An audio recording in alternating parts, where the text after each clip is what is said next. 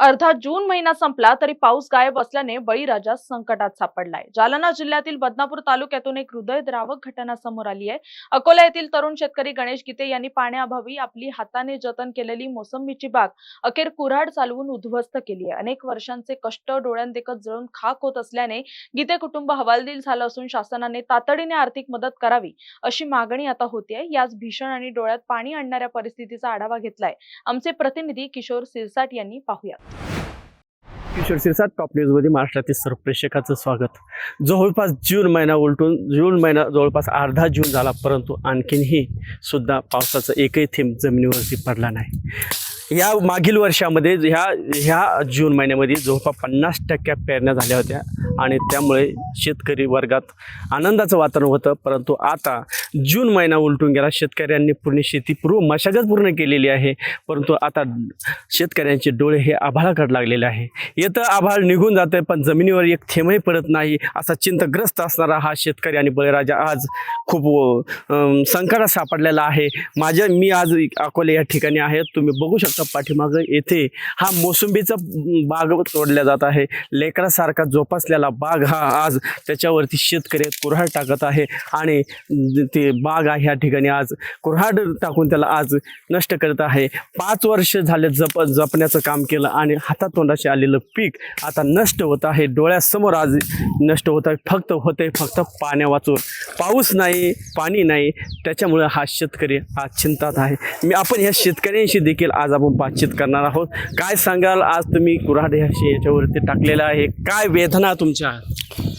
वेदना म्हणजे आता शेतकऱ्याच्या वेदना काय सांगावं।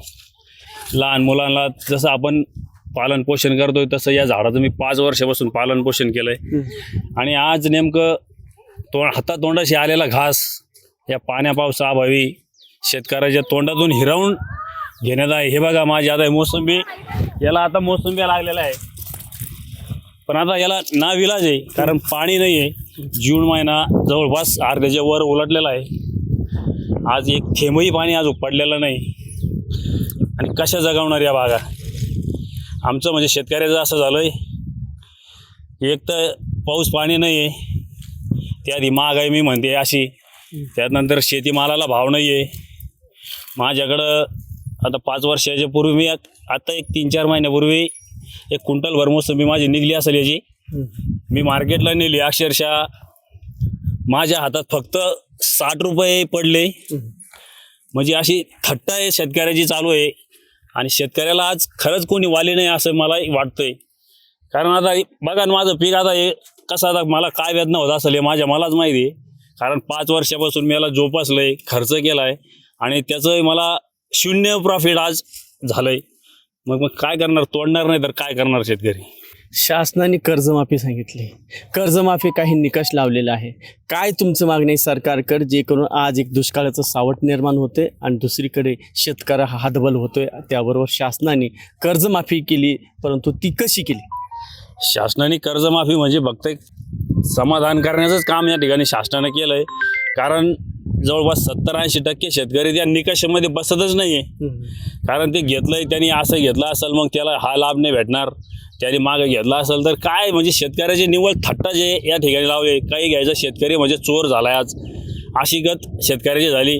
कारण आता निकष म्हणजे कर्जमाफीचे निकष शेतकऱ्याच्या डोक्याच्या वर गेले, 80-90% शेतकऱ्याला याच्यातून लाभच भेटणार नाहीये आणि त्याच्यामुळे कर्जमाफी म्हणताच येणार नाही त्याला। ही फक्त एक निव्वळ शेतकऱ्याची थट्टा आहे किंवा शेतकऱ्याची मजा घेणं, म्हणजे असा प्रकार हा कर्जमाफी। 1 रुपयात पीक विमा मिळावं तुमची मागणी आहे का? 1 रुपयात पीक विमा मिळावं ही मागणी आहे जे, कारण शेतकऱ्याकडे हे असं आहे, माल आता माझ्याकडे याला असते पैसे असते, विमा भरला असता मला आज पैसे काहीतरी भेटले असते, पण आता काय करा, पैसे भरायलाही पैसे नाही आणि मग काय भेटणार आहे, त्या कंपन्याही काही देत नाही, त्याच्यात तुमचं म्हणजे ते काय या निकषामध्ये बसलं नाही, ते आवर्षण काय, म्हणजे ते शेतकऱ्याला समजण्याच्या पलीकडे निकष आहे त्या कंपन्यांचे, पण त्यांच्या अटी शर्ती काय असेल, मग तुमचं काय हेच बसलं नाही, 4 आण्याच बसलं, 5 पैसेच बसलं, आणि त्यातही काय विमा भेटलाही तर कोणाला काय भेटतो, 200, 500, 1000 बस याच्यावर काय भेटतोय? काही तुमच्याकडे काही कपाशीची वगैरे लागवड झाली का?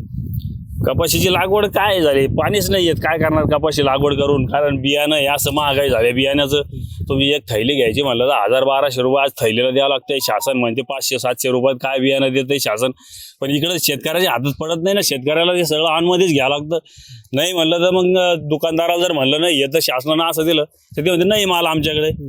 मग काय करणार शेतकरी, आणि मग लावून काय करता, पाऊसच नाही पडला तर कुठून आणणार पैसे. परत दुबार पेरणी करायचं जर संकट आलं तर शेतकऱ्याला काय करणार, कुठून आणणार पैसे दुबार पेरणीला. त्याच्यामुळं कपाशी वगैरे लागवड तर काही नाही झाली.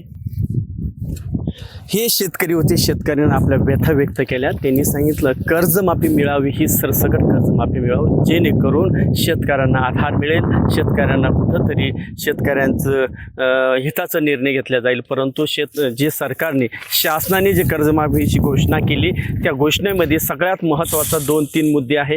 तो म्हणजे निकष, म्हणजे 2019ला जी कर्जमाफी झालेल्या शेतकऱ्यांना ह्या 2026च्या कर्जमाफीचा लाभ मिळणार नाही. दुसरा निकष त्यांनी असा लावलेला आहे की ज्यांच्याकडे 2 लाख रुपये पीक कर्ज आहे त्याच्यातलं प्रोत्साहन नियमित कर्ज भरतो त्याला 50,000 रुपये प्रोत्साहन मिळणार, परंतु 1.5 लाख रुपये अगोदर त्याला बँकेत भरावं लागेल, नंतर 50,000 प्रोत्साहन मिळेल. परंतु हा शेतकऱ्यांना आणायचे कुठून, हा प्रश्न शेतकऱ्यासमोर आहे. आज दुष्काळाचं सावट निर्माण होतंय. शासन सांगतंय पेरण्या करू नका, दुबार पेरण्या होईल.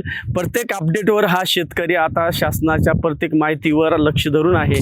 नेमकं सरकार याला शेतकऱ्यांना कर्जमाफी कधी करेल, जेणेकरून आता आपण पाहिलेले दृश्य हे की जे शेतकरी आता सध्या मेटाकुटीला आलेला आहे ना, या शेतकऱ्याला मदतीची गरज आहे. शासनाने सरसकट कर्जमाफी करावं आणि शेतकऱ्याला मदत करावं, भरीव मदत करावं. अशा संकट काळात जर शासनाने मदत केली तर शेतकरी हा पाठीराखा आपला बळीराजा हा जिवंत राहील, हेच देखील पाहणं महत्त्वाचं ठरणार आहे. मी किशोर शिरसाट, टॉप न्यूज मराठी, जालना.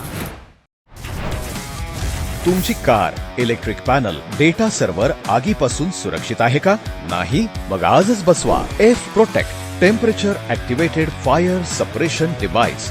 यामध्ये आहे eco friendly non toxic pressurised liquid, जे आग लागल्यास क्षणार्धात ॲक्टिवेट होऊन आगीवरती मिळवते नियंत्रण. बसवण्यास अतिशय सोपे आणि सुटसुटीत टेकालिपचे एक दर्जेदार उत्पादन एफ प्रोटेक्ट.